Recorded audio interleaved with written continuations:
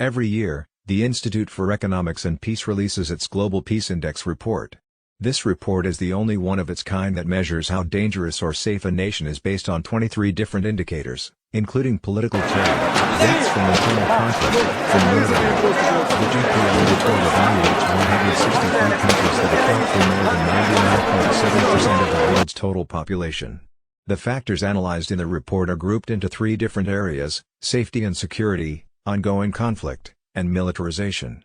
The factors used to compile this report include the number of internal and external violent conflicts, level of distrust, political instability, potential for terrorist acts, number of homicides, and military expenditures as a percentage of GDP.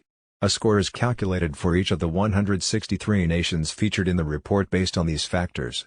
The higher the score, the more dangerous the country is and the lower it ranks in terms of safety. Compared to the 2021 Global Peace Index, the 2022 GPI saw global peace deteriorate by 0.3% overall, the 11th decline in the past 14 years.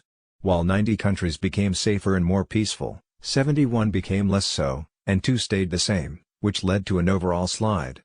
Declines in peace and safety, the report points out, happen faster and move further than improvements. Unsurprisingly, 2 of the largest increases in danger from the 2021 report to the 2022 report occurred in Russia and Ukraine, which were at war with one another following Russia's invasion of Ukraine in February of 2022. The other 3 countries with the greatest increase in danger were Burkina Faso, Haiti, and Guinea, all of which were involved in armed conflicts to one degree or another. Moving back on year, to the 2021 Global Peace Index saw 87 countries make safety improvements and 73 countries register deteriorations. Overall, the GPI average deteriorated by 0.07% from 2020 to 2021, and 13 countries showed a very low state of peace. These countries have scores above 2.9. For comparison, the world's safest countries have scores between 1.1 and 1.438. In addition to determining the most dangerous countries in the world, the Global Peace Index also tracks the safest countries in the world. Also noteworthy is the fact that the GDI measures the safety of people as a whole. Other data sources may focus more specifically on certain demographics, such as the most dangerous countries for women or the most dangerous countries for Christians. With a 2022 score of 3.554, actually slightly safer than 2021's 3.631, Afghanistan remains the most dangerous country in the world for the 5th year in a row. A war-torn country that has been mired in war, revolution, and civil strife for decades, Afghanistan has a higher number of deaths from war and terrorism than any other country in the world, a considerable achievement considering Russia and Ukraine were actually at war for several months while the data was being collected. According to the United Nations, Yemen is currently immersed in the world's worst humanitarian crisis. More than 5 years of ongoing military conflict has forced 4.3 million people to leave their homes and put 14 million people at risk of starvation and deadly disease. About 80% of the Yemen population, 24 million people, is in desperate need of humanitarian assistance. The Syrian civil war has plagued the country since March 2011 and has been the second deadliest war of the 21st century. As of March 2019, 5.7 million people had fled Syria, and more than 6 million had been displaced internally. Syria's 2022 GPI of 3.356 can be attributed to ongoing conflict, civil unrest, and widespread violent crime, including robberies, assaults, carjacking, and kidnappings. Armed conflict exists mostly between the government and opposition groups, with little to no rule of law or order in place outside the country's capital of Juba. While most of the fighting in the Russo-Ukrainian war is taking place in Ukraine, Russia actually ranked as the more dangerous of the 2 countries.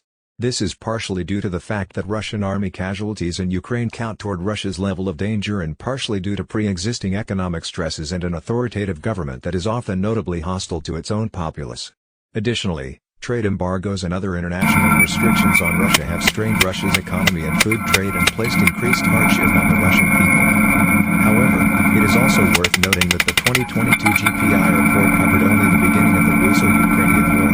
It is possible that Ukraine will emerge as the more dangerous country of the 2 in the 2023 report. Regardless of the 2 countries' relative position, the repercussions of Russia's war with Ukraine were felt worldwide, particularly in the areas of energy and food scarcity, and are expected to continue reverberating through the 2023 report and beyond. causing rises in metrics including food insecurity, military expenditures, and political instability. Iraq continues to have both internal and external conflicts, including likely terrorist attacks. ISIS continues to capture and kill both civilians and members of the Iraqi armed forces.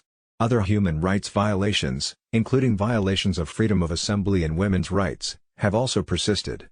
U.S. citizens visiting Iraq are at particularly high risk for violence and kidnapping, being sought after targets among anti-U.S. sectarian militias throughout Iraq. Ranking in the top 3, along with Russia and Iraq, in the category of deaths from external conflict, the Democratic Republic of the Congo is also the second most dangerous country in sub-Saharan Africa. Poverty and political unrest are an everyday occurrence, with rebels and armed forces wandering certain areas at will. Crimes including murder, rape, kidnapping, carjackings, burglaries, muggings, and highway robberies are fairly common. Even natural disasters such as floods, earthquakes, and even volcanic eruptions are a concern.